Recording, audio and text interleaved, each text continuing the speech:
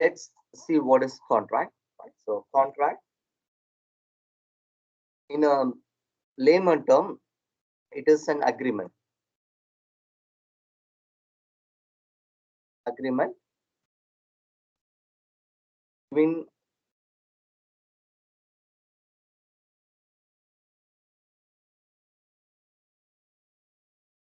yeah, it's an agreement between two or more parties.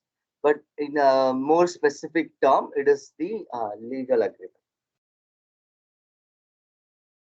Legal agreement between two or more parties, and one being the owner or employer, the other others or others being the uh, can even call in construction term, it is contractors, engineers, or even neighbors, or in specifically it is the respondent, one who does job, all those things. So this is typically the definition for the contract, right? So this is common for all the cases, especially for construction. It is kind of a more of a contractor than a other things, right? So this is the definition of contract. Right?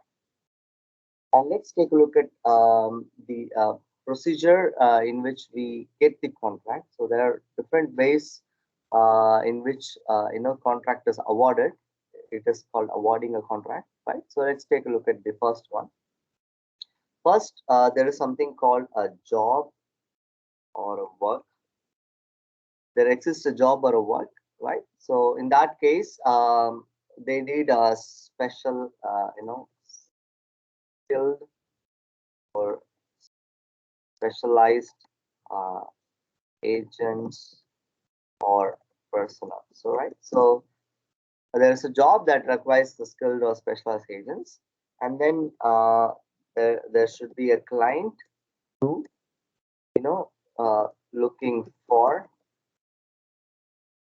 the about this thing, skilled and specialized agents, and then the client will have something called specifications. Like I want to construct this by this way or by this materials and so on, right? Those are for specifications. This is very important. This is also known as description, also known as job description, right? So there's something like the client's requirement is something like this, that, and right. The simple example is if you go to any textile shop to take, or if you go to any government shop to take, shirt for Christmas or Pongal. You probably look into your size, the size being the first criterion. Like you don't take the size which is lesser than your size, or the shirt size, or more than your number, right? So there is something like if it is 42, you take 42, or 44, you take 44, right? As simple as that. So those are specifications, right? So they have in mind, and then they will be looking for people who can make that, right? So this is typically looking for contractors. Then it is advertisement. People look into advertising the nature of job. They look into nature, then qualification of the uh, contractors, like how you can even call this as a reputation. Like sometimes even in advertisement they say 0 to 5 years experienced persons required, right? So those are things of all the qualifications of contractor. And also they should not have any backlogs, or they should not be blacklisted by the government, or they want to have a clean and contractor should be free from criminal cases and all, right? So those things also comes under qualification of contractors. And then very important thing is budget. They give say 5 lakh worth rupee, right? So 5 lakh worth rupees of work. So they have to quote based on that. They cannot quote for 15 lakhs or 20 lakhs. You know, it's very obvious that it's very high. Or they cannot quote for 1 lakh also, because sometimes if they quote very low, they don't promise, they don't deliver quality output, right? So they generally have a cutoff level, but the contractor or the client, contractor will work on the client's budget, then they will submit the quotation, right? Right. Or sometimes it will be open tender also, where they don't disclose the cost. I will talk about that little later, but this is what the procedure. Then this is typically called as invitation invitation to bidding, right? So this is something called bid, or you can even call this invitation to tender, or it is basically the tender, right? Tender announcement, right?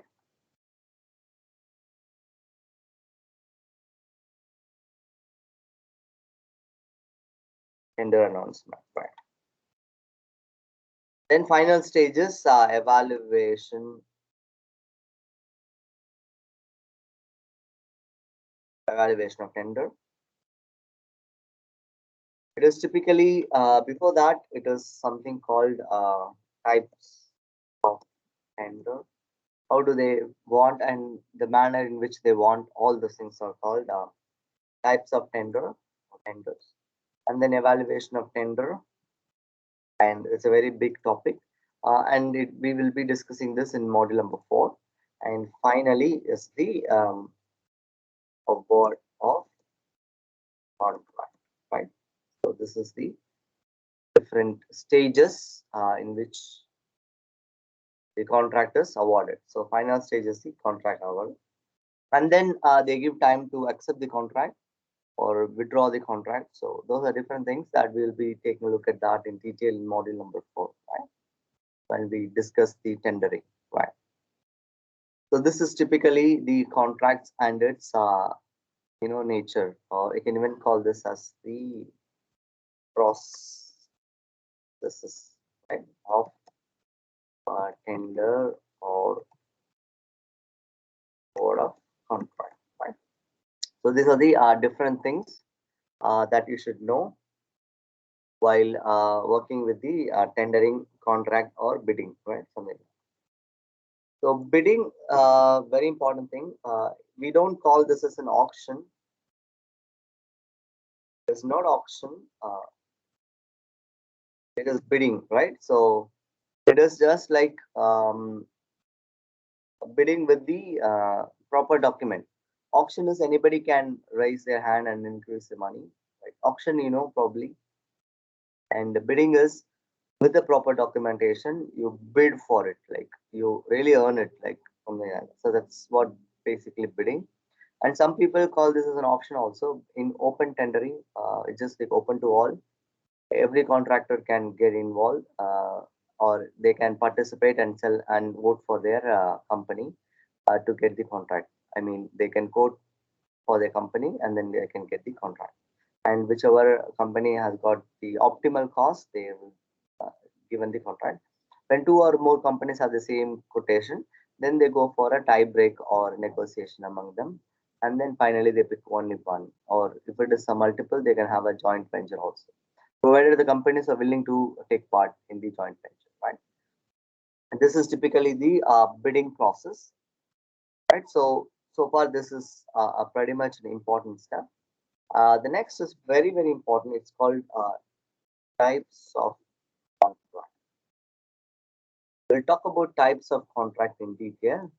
This is a very important thing that you should know as a civil engineer, because most of the interviews they can ask this thing, like what are the different types of contract, or name any one contract, or they'll ask what is lump sum contract and all, right? So it's very important that you should know, not only for the academic purpose but also for your career, right? If you don't know this, then they cannot. not value you more. Right. The first is the lump sum contract. In fact, this is not even a contract. This is just like word of mouth or something like that. It's a very simple term, which means that you pay some money, like some quantum of money for the work delivered by a contractor or by a worker. So this is typically like, for example, I just put work delivered by a, I'll just put labor here, labor or or delivered by fare, or you can even call um, amount agreed for the work delivered by a labor, right? This is something like miscellaneous, something like miscellaneous cost. You'll put no, that's some amount, quantum of amount. For example, I want to construct a compound wall for my house, like it's an individual house, a single story building. So I don't pay them like running meter or something like that. Provided I give them materials, like this is important term. So I give them the brick and mortar, and they have to construct the brick boundary walls, like brick masonry boundary wall. So say for example, if it is something like 10 meters length wall, right? So and I estimate that it requires two people to complete that in 3 days, right? So that's a nominal thing. So, or I just employ four people so that it gets completed in 1 day or something like that, right? So I just pay them a lump sum. I don't pay them like the piece deliver or running meter. I just pay them like say I just pay 500 per labor per day, right? So I don't really worry about like whether they complete it, um, in a day or a 3 days time. But I just pay. I tell them like I will give them 500 rupees a day, right? Something like that. And I also monitor like whether the work is happening, because otherwise they just waste time and then they get paid the next day or something like that. Right? So other than that, I just say 500 rupees per day. I even does not specify 8 hours work. Sometimes it specify 8 hour works per day. That will become more complex. That will become not a lump sum contract. It becomes actual contract. Lump sum is just like an approximate money to a work done, right? So 500 rupees a day. They can work 8 hours, or they can work 12 hours a day, or they can work even 6 hours a day, but then the work has to be completed, like something like I just give, for example, four people a day. I want to complete the work in a day itself, but I just only give them 500 rupees, and they can work 2 hours also and finish it, or 8 hours also and finish it, and it's their headache. But I just pay them 500 rupees per head per day. So if I employ four people, it will be 2000 rupees, and they have to do it. Like if they go, if they can't finish it in a particular day, the next day it is a violation of this contract, right? So I said do it in 1 day. If you can't do it, you have to do it, complete it, but the next day payment may not be given, right? So that's the lump sum contract, which means I've just agreed only 1 day, and you have exceeded, and it's your responsibility, and you're not given the money or something. So that's a typical thing. Or sometimes they pay it at the end of the delivery. So if they don't finish it in the first day, they don't get the money, right? So the laborers gets the money in the next day after completion of the work, and they are not paid for 2 days. They pay for only 1 day. So that's a lump sum contract. The next is cost uh, plus contract, right? This contract, right? So this is the agreed money on the work packages. It is not like a lump sum, but every work has got a specific duration. as well as the specific timing, right? So this is typically the cost plus contract. This is a general contract, right? So you cannot say that if the work exceeds time, you cannot deny payment. So this is you have agreed for the cost incurred during the construction and also cost incurred for the labor charges or something. So this is a typical thing. And the third one is GMP. This is very important. Generally, if you go to MNC companies, if you do an internship there, they don't specify lump sum contract and all. Like they say LS, this contract is LS, and this contract is C plus, and this contract is GMP. GMP is guaranteed minimum price. Guaranteed minimum price. So this is GMP. So every work has a minimum payment, right? So or minimum price or price. Say for example, in a lump sum we just say 500. Whether the 500 is actually the market price, so we are not probably know this, right? So a minimum price has to be paid in this contract, right? And why this contract is that? Why this contract is that? Those thing called minimum wages act. So this is a very important thing, right? So minimum wages act. We'll be taking a look at that in the end of this module, right? So minimum amount has to be paid, like that is the cutoff norms. At least you have to pay this, right? Say for example, I just say 500 labors per day. If that is a minimum market price, if I pay 300 and that's a violation, so I have to pay a minimum package, and that is called guaranteed minimum price contract. So your work package should have a minimum price, right? Something like that. So this is another type of contract.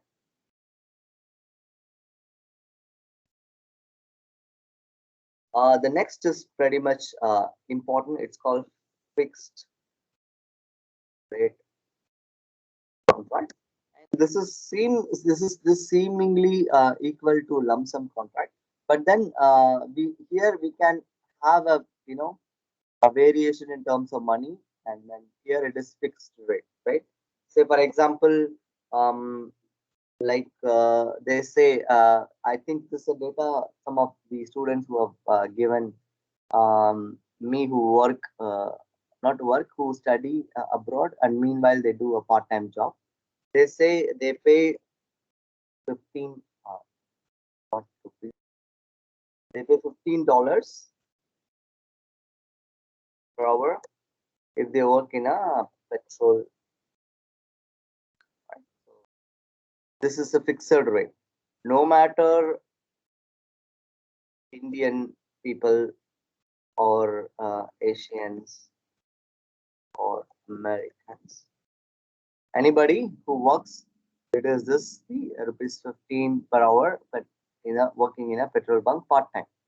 And very importantly, say for example, if it is 15 and 24 hours, it will be very huge money, and that is not possible. They can only work for a maximum of 4 hours. Part time. And this 4 hours is maximum, maximum of 4 hours, right? So this is what they say, right? So if they don't get scholarship and they spend money from their pocket, and probably they work in the part time, and it's allowed, right? It's legally allowed, right? So this is a fixed rate. It is 15 for anybody, even Americans or Indians or any people, any uh, country, any country is the same, right? Any country is the same, right? So it's a maximum of 4. But now this might be changed. I'm not pretty sure. This is something like they said some years before. This might be different also, right? So this is, and also it varies from state to state, like urban state and rural state, they have got differential, but it will not be very deviating. Some like $2 or $3 will be very important. Right? So this is something like a fixed rate contract, and then you cannot directly work there. You have to show your student pass or student ID, as well as some the visa. This is not H1B. This is not a permanent job. So this is under students thing. So they have the norms like so they make a contract between the student and that, and that's also very important. And this is allowed only during their uh, college can call enrollment or something, and you cannot, they are not eligible once they get a degree, right? So that's also there. So all those things can consider under fixed rate contract. No matter anybody, the price of that is pretty much the same. I mean, the rate fixed for that is pretty much the same. So this is another important thing. Another is piece wise contract. Piece wise contract.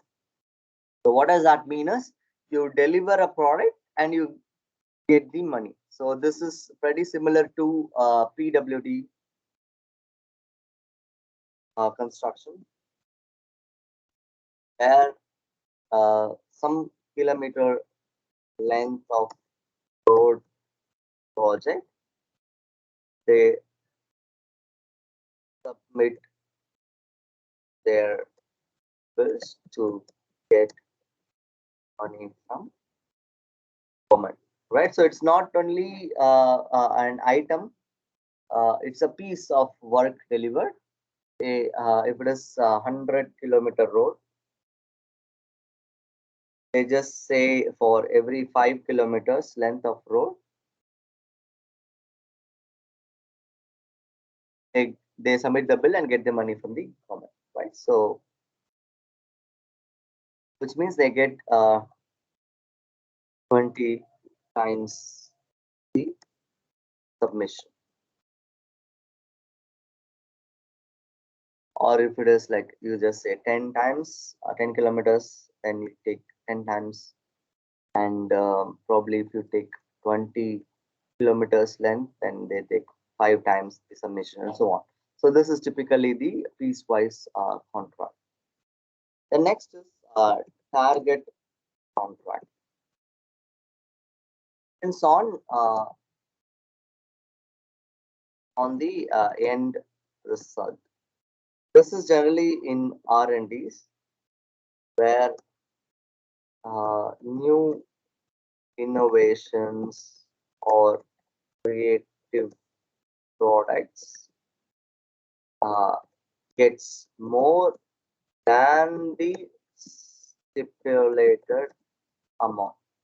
Say, for example, uh, a new vaccination for COVID, if a scientist in a company gets, his contract will be for discovering new thing. If it is mediocre, then they get something like say 5 lakh rupees. If it is exceptionally well, they get say 20 lakhs, which is 5 lakhs plus 10 lakhs. So this is typically the uh, target contract, right? So same way in construction, you finish the job in time, you get huge money, whereas you finish it on the deadline. I mean, this is, you can even say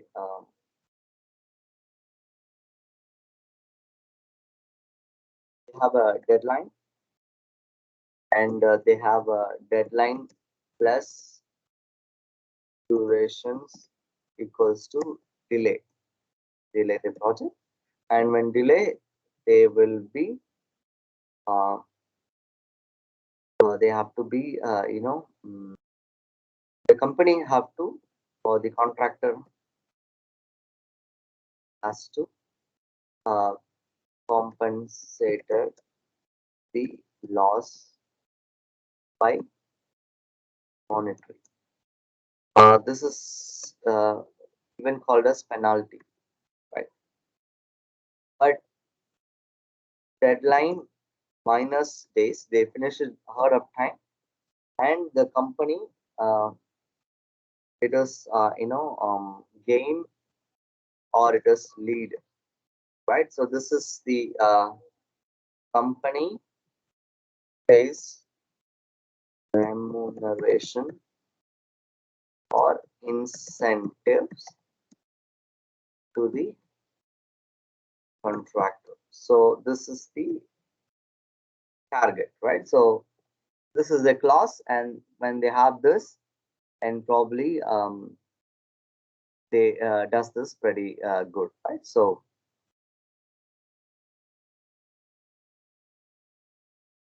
and other things are called materials uh, on correct materials. It includes sometimes manpower contract. So this is the human supply, and then finally is the time contract.